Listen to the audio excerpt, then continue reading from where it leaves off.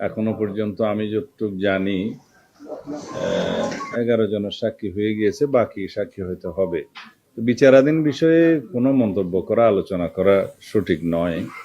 তা আমরা আমাদের পক্ষ থেকে যে সহযোগিতা, তদন্তকারী কর্মকর্তা, সাক্ষীদেরকে নিয়ে যাওয়া, সাক্ষ্য গ্রহণ করানো, এগুলো আমরা করাতে পারি।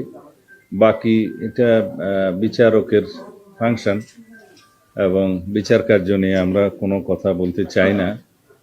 তবে যেহেতু সবার প্রত্যাশা যে একটু সংক্ষিপ্ত সময়ের মধ্যে বিচার কার্যটা শেষ হোক, আমরা সেটা করার ব্যবস্থা করছি। সাক্ষী শেষ হয়ে গেলে তারপরে আর কিছু আইনানুগ ব্যবস্থা আছে, যেমন আসামিকে সাক্ষ্য গ্রহণের পরে পড়ে শোনাতে হয় সে দোষী কি দোষী নেই, এই সমস্ত বিষয় আছে। তারপরে আর্গুমেন্টের জন্য দিন রাখতে হয়, আর্গুমেন্টের পরে রায়ের জন্য দিন ধার্য হবে, এটা আদালতের বিষয়। তা আশা করছি সংক্ষিপ্ত সময়ের মধ্যে বিচার কার্যটা শেষ হবে। রায় কি হবে, কখন হবে ইত্যাদি, এগুলো আদালতের বিষয়।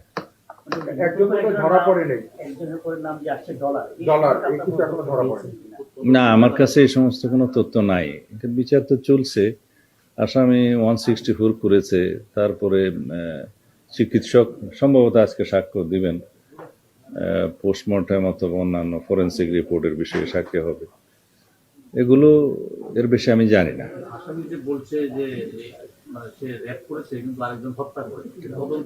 আদালতে বলেছে কিনা আমি জানি না।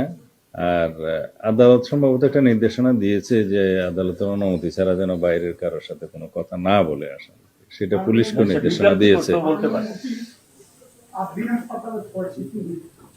একটা আজকে অগ্রগতি আছে এটার বিষয়ে না, গজারিয়াতে মুন্সিগঞ্জে একটা সম্ভবত কিশোরী রেপ হয়েছিল, গ্যাং রেপ, এবং তাকে হত্যা করেছে, নদীতে ফেলে দিয়েছিল। সেটা আজকে